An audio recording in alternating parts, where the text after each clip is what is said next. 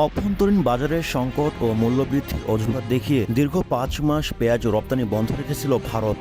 পরবর্তী সময়ে গত ৪ মে সে নিষেধাজ্ঞা প্রত্যাহার করে নিলেও রপ্তানিতে নিরুৎসাহিত করতে ৪০% শুল্ক কর আরোপ করে দেশটির সরকার। এরপরই ভারত থেকে পেঁয়াজ আমদানি অনিয়মিত হয়ে পড়ে। দীর্ঘ ৪ মাস ৯ দিন পর সেই শুল্ক কর প্রত্যাহার করে নোটিশ জারি করেছে ভারত। এমন পরিস্থিতিতে দেশের বাজারে পেঁয়াজের আমদানি যেমন বাড়বে তেমন দাম কমে আসবে বলে দাবি করছেন হিলি স্থলবন্দরের আমদানিকারকরা। গতকাল সন্ধ্যায় ভারতের বৈদেশিক বাণিজ্য সংস্থার মহাপরিচালক সন্তোষ কুমার স্বাক্ষরিত এক নোটিশের মাধ্যমে পেঁয়াজ রপ্তানিতে শুল্ক প্রত্যাহার করে নেওয়া হয়।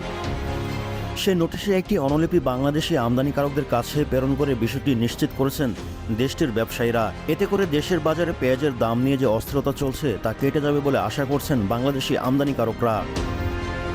অন্যদিকে হিলি স্থলবন্দরে পেঁয়াজ আমদানিকারক শহীদুল ইসলাম গণমাধ্যমকে বলেন, বাংলাদেশের বাজারে তুলনামূলক ভারতের বাড়তি দামের কারণে পেঁয়াজের আমদানি করতে লোকসান গুনতে হচ্ছে।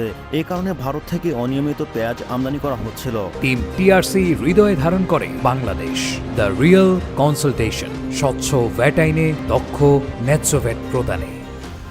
পরবর্তী সময়ে দেশের বাজারে দাম কিছুটা বাড়লে ৪০% শুল্ক কর পরিশোধ করে আমদানিকারকদের দেশে পেঁয়াজের বাজার দাম ঊর্ধ্বমুখী ছিল।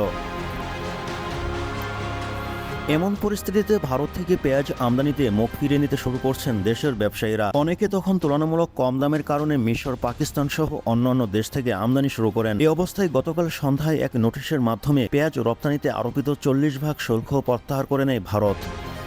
বিষয়টি বাংলাদেশের আমদানিকারকদের নিশ্চিত করেছেন দেশটির ব্যবসায়ীরা, যা আগামী রোববার থেকে কার্যকর হবে বলে জানিয়েছেন তারা। এদিকে হিলি স্থলবন্দরের আমদানিকারকরা জানান, পেঁয়াজ রপ্তানিতে শুল্ক প্রত্যাহারের বিষয়টি নিয়ে ভারতীয় রপ্তানিকারকদের সঙ্গে আলোচনা করা হবে। এই সিদ্ধান্ত বাস্তবায়িত হলে বন্দর দিয়ে আগের তুলনায় আমদানির পরিমাণ বৃদ্ধি পাবে।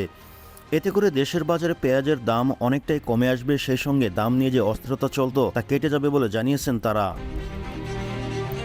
প্রসঙ্গত, রপ্তানিতে নিরুৎসাহিত করতে গত বছরের ২৮ অক্টোবর প্রতি টন পেঁয়াজের মূল্য $৮০০ নির্ধারণ করে ভারত। সেই মূল্যই বন্দর দিয়ে পেঁয়াজ আমদানি করেছিলেন ব্যবসায়ীরা। পরবর্তী সময়ে বন্যার কারণে উৎপাদন ব্যাহত হয় অজুহাত দেখিয়ে গত বছরের ৭ ডিসেম্বর ভারতীয় বৈদেশিক শাখার মহাপরিচালক সন্তোষ কুমার স্বাক্ষরিত এক চিঠির মাধ্যমে ৪ মাসের জন্য পেঁয়াজ রপ্তানি বন্ধ ঘোষণা করা হয়। এরপর থেকে হিলিসহ দেশের বিভিন্ন স্থলবন্দর দিয়ে ভারত থেকে পেঁয়াজ আমদানি বন্ধ ছিল। গত ২৩ মার্চ সেই মেয়াদ বাড়িয়ে অনির্দিষ্টকালের জন্য পেঁয়াজ রপ্তানি বন্ধ ঘোষণা করে ভারত সরকার। পরবর্তী সময়ে গত ৪ মে এক নোটিশের মাধ্যমে রপ্তানির উপর নিষেধাজ্ঞা প্রত্যাহার করে নেয় দেশটি, কিন্তু তখন রপ্তানিতে ৪০% শুল্ক আরোপ করা হয়।